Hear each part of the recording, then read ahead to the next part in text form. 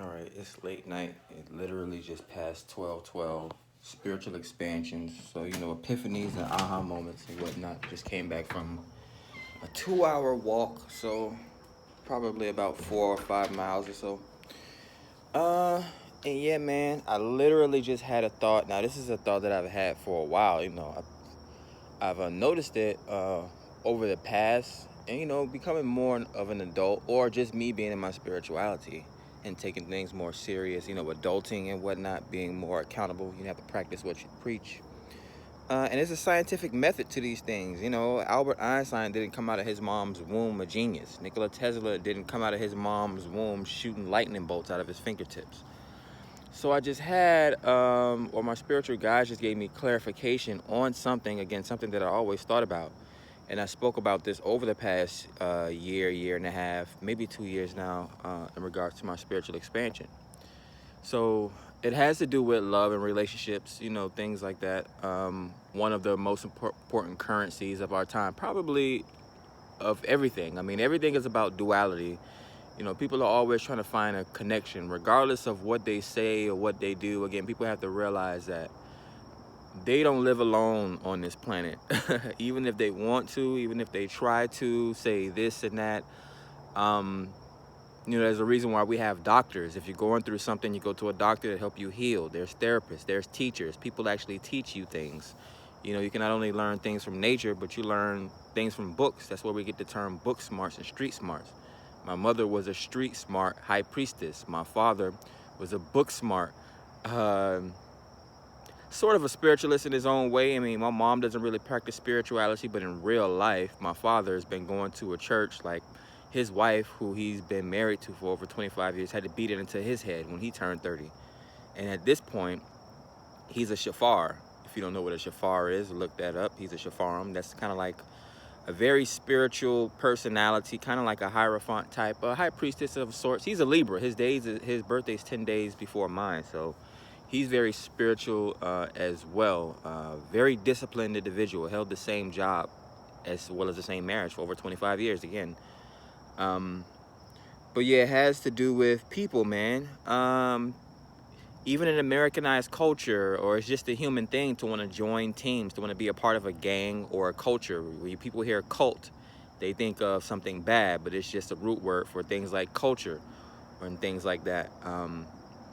Again, whether your favorite football team is the Miami Dolphins or the Miami Heat or whatever, the Atlanta Braves or whatever the case may be, people always want to gravitate toward a winning team. People don't want to join a losing team. Women call it hypergamous nature. Men call it having a trophy wife, or being a boss, or joining a prestigious institution. When people go to college, they try to go off to the best college. When people sit around in circles at their dinner tables and things like that during the holiday times, when you don't really get a chance to see family, people like to bring up their jobs. Oh, I work for this place, or my child graduated from this place. So it's always something. But the way that I interpreted it as is people. Is that a plane in the background? It's a bird. It's a plane. But yeah, it's people don't want to join a losing team. People always want to be with a winning team. Again, always want to be around prestigious people. These chicks out here want to be with the popular dope boy, even though he may be doing something wrong.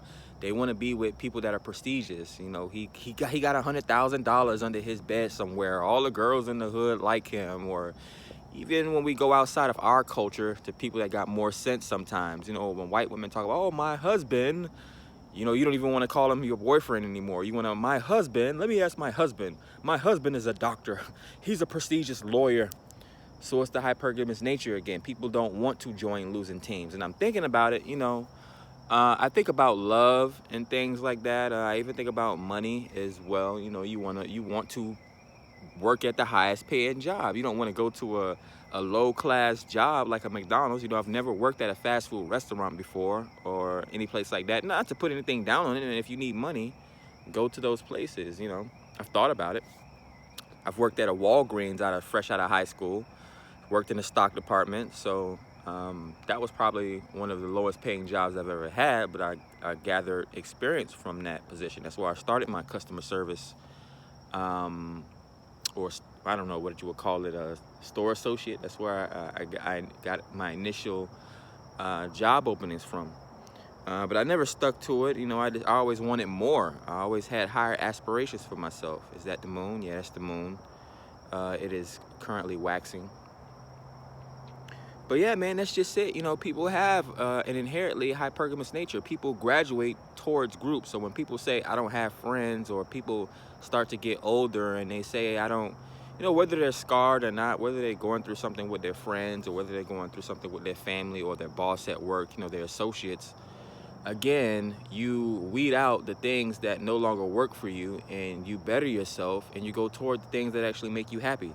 You gravitate towards things. I mean, on a microscopic level, we started as single cell organisms, and which multiplied itself over time. Cells gravitate towards each other. Even your body, when you get a cut, that's your cells getting split apart. They have to gravitate towards each other in order to close up the wound. So again, people don't even think about the things that they get into, or sometimes even the lifestyles or the groups that they get into. But yeah, man, and when I thought about it as I was on this walk, I literally walked through my door and I'm like, yo, like, women want certain things from men. Men want certain things from women. Like, women aren't attracted to man that they perceive as bums or doesn't have anything or can't provide for them. The whole trust aspect of the Bible. Men love your women. Women trust your men. Things like that. But yeah, women don't want to be with a man that they perceive as a bum. That's why we have to put women through these tests. That's why we have to vet them. The undercover boss and things like that. Why don't the millionaire or billionaire go outside in a regular white tee and some jeans like Mark Zuckerberg and just walk around and absorb the culture and see who was actually paying attention to him and things like that. So again, people like to join winning teams. Even when their favorite football team or basketball team or sports team is losing, they get mad. They get mad. People sports team hop all the time. Whatever team LeBron James goes to, because they perceive it as the winning team, they're gonna jump towards that team. But yeah, man, women, they'll perceive a man as poor or broke or has no type of finances or can't provide any type of structure or foundation, and they'll try to stay away from that man. I've seen it in my life. But let me come outside of the house with a fitted cap on, with my car keys hanging out of my pocket. Any store that I go to, any gas station I go to, a woman will try so hard to bump into me on purpose to try to get my attention. Versus if I was just outside wearing regular clothes, they look at me crazy. Boy, get away from me, this and that. Won't even call you a man. Boy, being disrespectful. Men are attracted to women that are attractive. Like, don't say he's harassing you or catcalling you. It's something of value that he sees about you that he's attracted to. Again, people don't want to join a losing team. You can say, accept me for where I am and all this, but look at the most powerful and the most richest men in the world. They have beautiful women around them, not an overweight woman or a woman that's emotionally scarred. People don't want to join a losing team. Women don't want to be around a broke man or a man that doesn't have anything to offer her. It doesn't even have to be money, but a man that has doesn't have vision or doesn't have goals. That's what they say. He has to have vision or he has to have goals or something like that. But that's kind of like the aha moment that I had that I just wanted to come out. I'm kind of going into my, not necessarily a hermit mode, but I've been doing, I've done had so many spiritual downloads, and I've put out so many messages out there for the collective, and it's, trying to keep things to myself now. People are riding my coattails, and they're making their monies off of my ideas and things now. So it's kind of funny. People can't interpret things in itself for themselves, so you have to have people out here that's able to interpret things and shine a light down on them. Libra, the light bearer.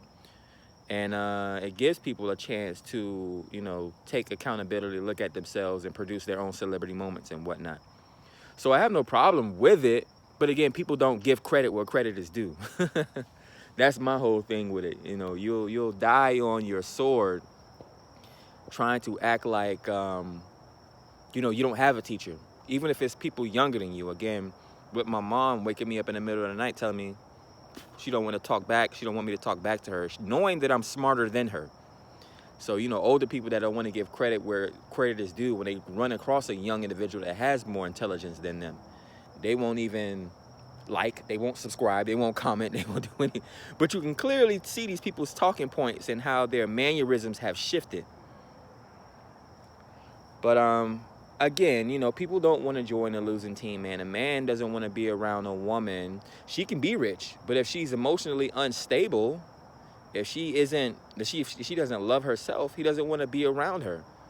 A woman has to be attractive for herself and for just exude that confidence. You know, women that love men with confidence. Again, it doesn't even have to take money. You know, they take in these dudes that don't even have a car or don't have a place to stay or have a job. It's for a reason, because he displayed a confidence in some type of area in his life, whether it's his sexuality, whether it's his mental. Because we have so many brilliant minds over history that's lived a life of poverty, and then they didn't even get their just dues until after they died.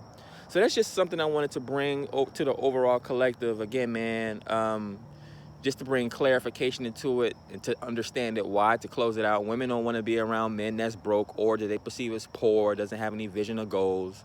Men don't want to be around women that's insecure, even if she thinks she's beautiful, but at the end of the day, she's causing a problem and causing frustration, and she's reckless everywhere she goes.